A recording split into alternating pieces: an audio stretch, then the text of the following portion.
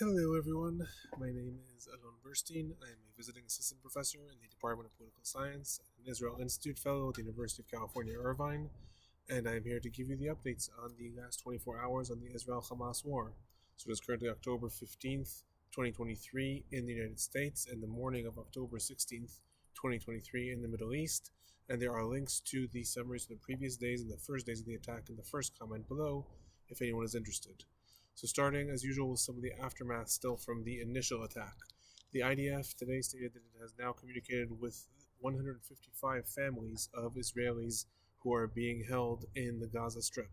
The IDF has not released its official numbers of how many Israelis are held hostage. It is unclear if the IDF in fact knows at this time exactly, but they have communicated with 155 different families. Netanyahu today specifically stated that releasing all of the captive is one of the goals of the current operation.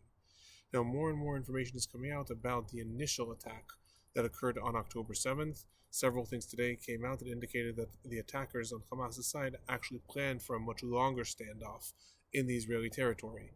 This is seen both in the amount of weaponry that has been found that they left behind. These include landmines, RPG, anti-aircraft weapons, as well as in the fact that President Herzog today exposed a manual that was found on one of the bodies of the Hamas attackers that says what to do in long hostage standoff and how to carry out at some points executions or things like that in the event that the standoff goes on for too many hours. So there are more and more information that the attack was actually supposed to go on even longer. Moving on to some of the ongoing fighting going on right now. Israel continues its air raids into the Gaza Strip. There are reports that this past night was the largest air raids that Israel carried out. Most of the attacks occurred in Gaza City and in the town of Khan Yunis, and the IDF is reporting that the Southern National Security Commander of Hamas was killed. Meanwhile, the Palestinian Health Ministry is reporting that between 2,330 citizens and 2,670 Palestinian civilians have been killed in these air raids. Now, just for some comparison, in the last time that Israel ground invaded into the Gaza Strip in 2014, an operation that lasted over 7 weeks, there were a total of 2,251 Palestinian civilians that were killed. Right now, we're standing on 8 days since the air raids began. There were already numbers that have surpassed that by several hundreds. That's just some proportions of the IDF raids right now. In addition, there were ongoing rocket attacks from the Gaza Strip into the southern part of Israel and missile attacks into the central parts of Israel. Rockets today were sent towards Ashkelon, Ashdod, the entire area surrounding the Gaza Strip, missiles into Rishon LeZion, Tel Aviv, Givatayim, Jaffa, Bat Yam, the entire central region of the country. 37,000 Israelis have so far fled to the towns, villages, and kibbutzim surrounding the Gaza Strip and are being housed throughout the country. Meanwhile, in the Gaza Strip, Israel had tightened its siege at the beginning of the counteroffensive on October 7th, cutting off electricity and water and food supplies to the Gaza Strip. I'll return to that a little bit later. But specifically here, the United Nations announced today that some Gaza hospitals are going to run out of fuel that is operating their generators in the next 24 hours. And the UN Secretary General today has urged Israel again to allow the entrance of humanitarian aid into Gaza Strip. Relating to that, there are reports that the Rafah crossing in the southern part of Gaza, the crossing between Gaza and Egypt, is going to be open for a few hours this morning, the morning of October 16th. This has been brokered between the United States, Israel, and Egypt. Until now, Egypt has refused to open the border out of fear that hundreds of thousands of Palestinians are going to try to flee into Egypt, and in turn, Israel has refused to allow the border to be open, saying it cannot guarantee the safety of humanitarian trucks that will be shielded from Israeli bombings.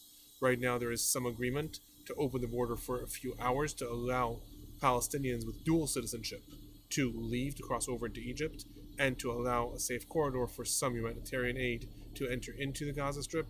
This is very initial reports, just came in a few minutes ago. Remains to be seen what is actually going to happen there. Now, looking forward towards Israel's impending ground invasion. Following U.S. pressure, Israel today did restore the water supply to the southern part of the Gaza Strip. The United States has been putting a lot of pressure on Israel to avoid humanitarian disasters. Israel, in turn, announced that it restored water to the southern parts of the Gaza Strip in order to pressure more Gazans to flee down south. Israel has been calling upon Gazans in Gaza City again and again to flee down south and allowing several safe corridors in light of Israel's impending invasion. and this is part of Israel's pressure valve to force Gazans in order to do that. Moving on to some of the things that are going on in the West Bank. After yesterday, we reported that there are more and more indications of settler violence and terrorism against Palestinians, and the IDF specifically yesterday called on Israeli settlers to stop harassing Palestinians. Today, some of the numbers are coming out. 53 Palestinians have been killed in the last week in the West Bank. Of them, Israeli security forces identify at least 10 that have been killed by settlers in different raids. In addition, there are reports that over 4 Palestinian villages have been abandoned in the last week as a result of settlers that are raiding these villages, while the IDF is busy trying to hunt down Hamas operatives throughout the West Bank.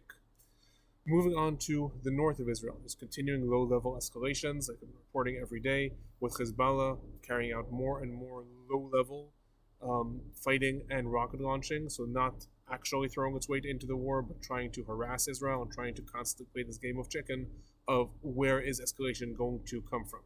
So today, 2 Israelis were killed. An Israeli citizen and an IDF soldier were killed when an anti-tank missile was fired by Hezbollah into some of the IDF presence on the border. The IDF retaliated against Hezbollah outposts in Lebanon. In addition, Hezbollah claimed responsibility for firing at 5 different IDF outposts, and over 30 rockets were launched into the north of Israel. The IDF retaliated in each of these cases. In addition to that, a development that, in light of what happened in the south, is quite important. Several IDF security cameras along the border between Israel and Lebanon were destroyed after a gun battle in Reches Ramim. So this becomes more and more significant when we remember that large parts of the failure of Israeli intelligence in the initial Hamas attack on October 7th was a failure to identify the cross-border insurgencies as they were happening. The Israeli Minister of Defense today, Yoav Gallant, sent a message to Hezbollah stating that if the group restrains itself, Israel will honor that. Unclear, I will state, what that actually means. Is Hezbollah right now restrained and not throwing its weight into the attack? Or does that mean that Israel will not retaliate if there are future attacks? Unclear. Now, moving on to some of the political developments that have occurred in the last 24 hours. Israeli Minister of Communications has been working to try to close the Al Jazeera branch in Israel, stating that the branch incites racism and violence against Israel. Currently, that is being caught up in legalities.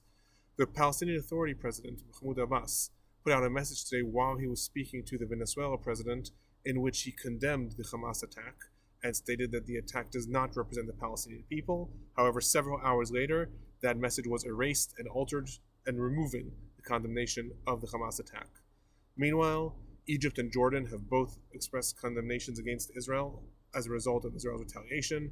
Egypt stated that what Israel is doing in the Gaza Strip goes beyond the right to self-defense, and Jordan also expressed concerns over the fact that Palestinians are once again being driven from their land, being forced down south. In addition, France today issued a warning to Iran. In a conversation between the French president and Iranian president, France issued a warning saying to Iran not to join into the fray and not to activate Hezbollah in Lebanon and drag Lebanon into this war.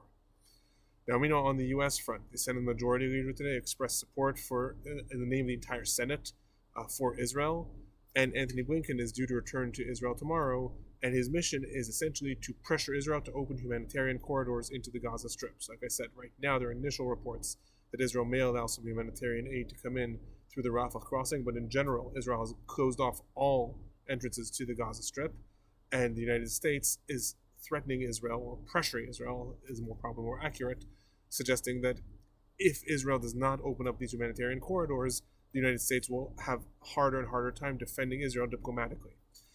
And finally, there are reports that President Biden himself may visit Israel in the coming days. And initial reports have suggested that the Egyptian President Al-Sisi is trying to organize a regional conference next weekend to coincide with President Biden's visit in order to discuss the current flare-up in Israel and the Gaza Strip. Those are our updates from the last 24 hours, and I will be back tomorrow.